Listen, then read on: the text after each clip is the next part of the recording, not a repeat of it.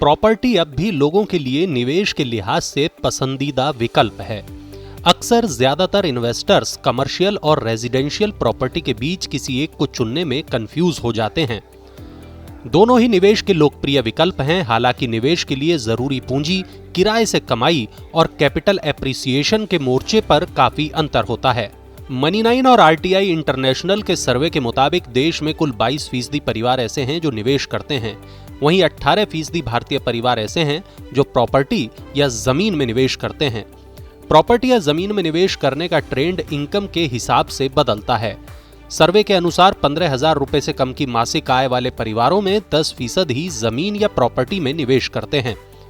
15,000 से 35,000 तक हर महीने कमाने वाले परिवारों में इनका हिस्सा बढ़कर 26% हो जाता है। 35,000 से 50,000 प्रति महीने कमाने वाले 26% परिवार प्रॉपर्टी में निवेश करते हैं। वहीं 50,000 रुपए से ज्यादा हर महीने कमाने वालों में से 32% परिवार प्रॉपर्टी या जमीन में इन्वेस्ट करते हैं।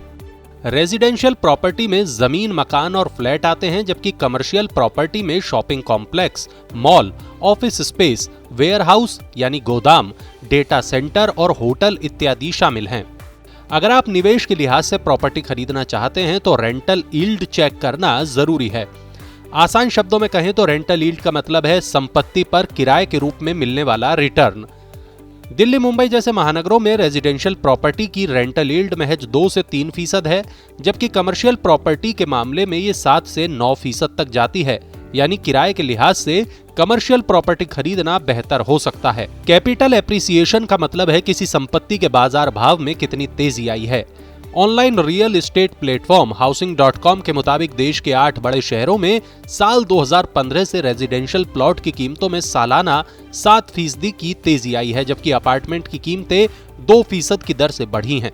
रिसर्च फर्म मोरडोर इंटेलिजेंस के मुताबिक वित्त वर्ष 2022 से 2027 के दौरान कमर्शियल प्रॉपर्टी मार्केट के सालाना आधार पर करीब 13% की रफ्तार से बढ़ने का अनुमान है।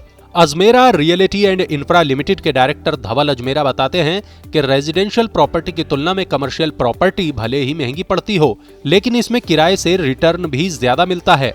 कमर्शियल प्रॉपर्टी में मेंटेनेंस का खर्च, बार बार किराएदार खोजने जैसी दिक्कतें कम आती हैं।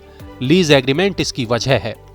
कमर्शियल प्रॉपर्टी के लिए लीज एग्रीमेंट लंबी अवधि के लिए बनता है। साथ ही रेंटल जल्दी लोकेशन बदलना पसंद नहीं करते, जिससे किराया रेगुलर आता रहता है।